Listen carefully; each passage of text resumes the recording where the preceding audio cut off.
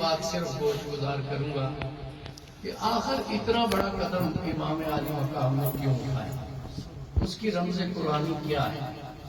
پہلی بات تو یہ کہ اسلام دین ہے، اور دین کا تقاضا یہ ہے کہ اس میں پورے داخل ہوں۔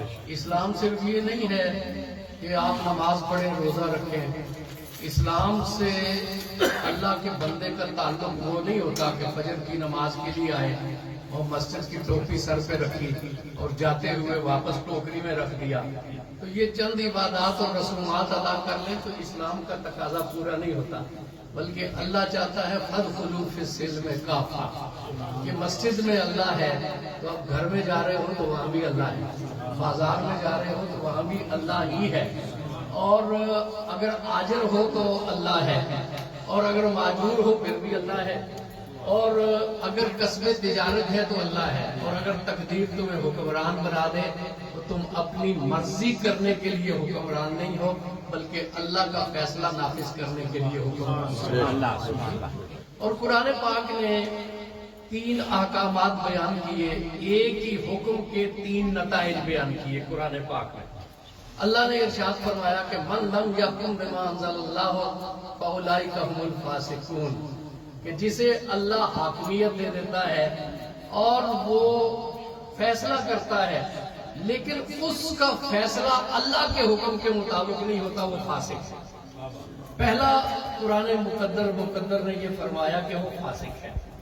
یہ کسی مفتی کا فتویٰ نہیں ہے، یہ کسی فلسفی کا فلسفہ نہیں ہے، یہ کسی مولوی کی حجت نہیں ہے، یہ قرآن کا اپنا فتویٰ ہے کہ جو اللہ کے حکم کے مطابق فیصلہ نہیں کرتا وہ فاسق ہے۔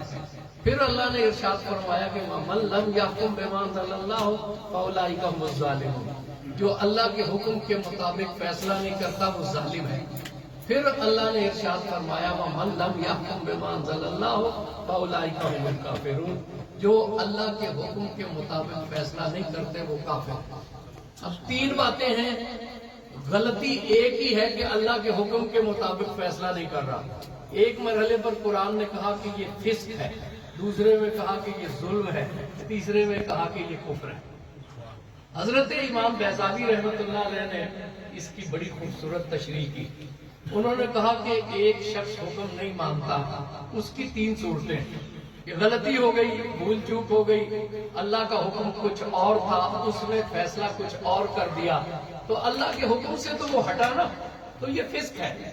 دوسرے مرحلے میں کیا ہے کہ اسے پتا ہے کہ اللہ کا حکم یہ ہے لیکن ہوائے نفس غالب آ گئی، مفادات غالب آ گئے، اور کوئی رشتہ داری کا تعلق غالب آ گیا، کوئی دوستی کا پاس اور لحاظ غالب آ گیا، اور اس نے اللہ کے حکم کے خلاف فیصلہ کیا، اپنی حد سے تجاوز کیا، یہ ظلم ہے، وہ ظالم ہے۔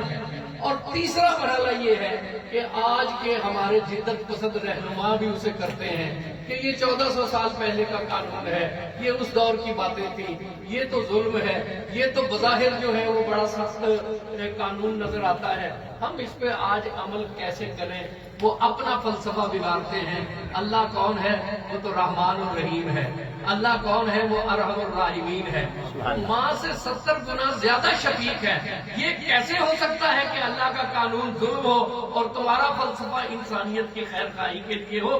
تم تو وہ ہو جو سگے بیٹوں کے گردن پہ چھری چلا دیتے ہو، تم تو وہ ہو جو بھائیوں کو زہر دے دیتے ہو، تم تو وہ ہو جو اپنے باپ کو اقتدار کے لیے تختہ دار پہ لٹکا دیتے ہو، تم تو وہ ہو جو ہزاروں انسانوں کا خون کرنے سے گریز نہیں کرتے، تم تو اللہ کی مخلوق پہ رحم دل ہو گئے، اور اللہ جو ارحم الراحمین ہے، جو ماں سے 70 گنا زیادہ شفیق ہے، اس کا قانون تمہیں ظلم نظر آئے۔ تو جو اللہ کے قانون کو حقیر سمجھ کر اللہ کے قانون کے خلاف فیصلہ کرتا ہے، قرآن پاک نے کہا وَمَن لَّمْ يَحْكُم بِمَا أَنزَلَ اللَّهُ فَأُولَٰئِكَ هُمُ الْكَافِرُونَ، وہ شخص پھر حدود کفر میں داخل ہو جاتا ہے. وہ فسق سے بھی بڑھ گیا, وہ ظلم سے بھی بڑھ گیا, وہ کفر سے بھی بڑھ گیا. حضرت امام عالی مقام سیدنا حسین پاک اس چیز کے عینی شاہد تھے کہ یزید اپنی ہوائے نفس پہ فیصلہ کرنا چاہتا تھا, وہ اللہ کے قانون کو تبدیل کرنا چاہتا تھا, وہ اللہ رب العزت کے قانون کو, محمد مصطفیٰ صلی اللہ علیہ وسلم کے لائے ہوئے دین کو حقیر سمجھنا چاہتا تھا اور اپنی مرضی نافذ کرنا چاہتا تھا. ایسا شخص اگر بدقسمتی سے مملکت کا حکمران بن جائے اور پھر حسین پاک موجود ہو تو پھر اس وقت کسی اور کا فتویٰ نہیں چلنا تھا, کسی اور کی رائے نہیں چلنی تھی. تاریخ ساکت و سامت کھڑی ہو گئی. کیوں؟ 60 ہجری میں حسین پاک سے بڑا کوئی وجود نہیں تھا جو سورہ کوثر کے وعدے کا مصداق ہے, جو خون رسول کا امین ہے, جو علی مرتضیٰ کے گہراوارہ علم و حکمت کا پروردہ ہے, جو خاتون جنت کی آغوش کا پروردہ ہے, جسے خلفائے راشدین کی محبت حاصل ہوئی, جو حسن مجتبیٰ کا رفیق ہے, جو سارے انصار و صحابہ کی محبتوں کا مرکز و محور ہے, وہ حسین موجود تھے. حسین سے بڑی نسبتوں کا کون شخص اس وقت موجود تھا؟ تاریخ رک گئی. اور صرف وہی وقت نہیں, آنے والی قیامت تک کی صدیاں حسین کو دیکھ رہی تھی کہ حسین کا فیصلہ کیا ہے. جو حسین کا فیصلہ ہو رہا تھا وہی اسلام کا فیصلہ ہونا تھا, وہی قرآن کی تشریح ہونی تھی. اگر اس وقت حسین بیعت کر لیتے تو قیامت تک کے لیے دلیل بن جاتی کہ حسین نے بیعت کر لی ہے. پھر کسی کو فسق کے بارے میں آواز اٹھانے کی کیا ضرورت ہے؟ کسی کو ظلم کے خلاف نبرد آزما ہونے کی ضرورت کیا ہے؟ کسی کو کفر کے آگے کھڑا ہونے کی ضرورت کیا ہے؟ حسین نے بیعت کر لی تو بات ختم ہو گئی. یہ معاملہ فتح و شکست کا نہیں تھا, یہ اقتدار کا معاملہ نہیں تھا, یہ کوئی قبیلوں کی لڑائی کا معاملہ نہیں تھا. اس میں فتح و شکست تو ثانوی چیز ہے. اصل بات یہ ہے کہ اسلام کا موقف کیا ہے, اور اسلام کا موقف پیش کرنے کے لیے اس وقت حسین سے نہ کوئی بڑا شخص موجود تھا, نہ کوئی مناسب شخص موجود تھا. جو حسین کا فتویٰ ہونا تھا وہی قیامت تک کے لیے اسلام کا فتویٰ ہونا تھا. جس حج سے کوئی مقتل میں گیا وہ شان سلامت رہتی ہے. یہ جان قربانی جاتی ہے, اس جان کی کوئی بات نہیں ہے. ماشاء اللہ, ماشاء اللہ.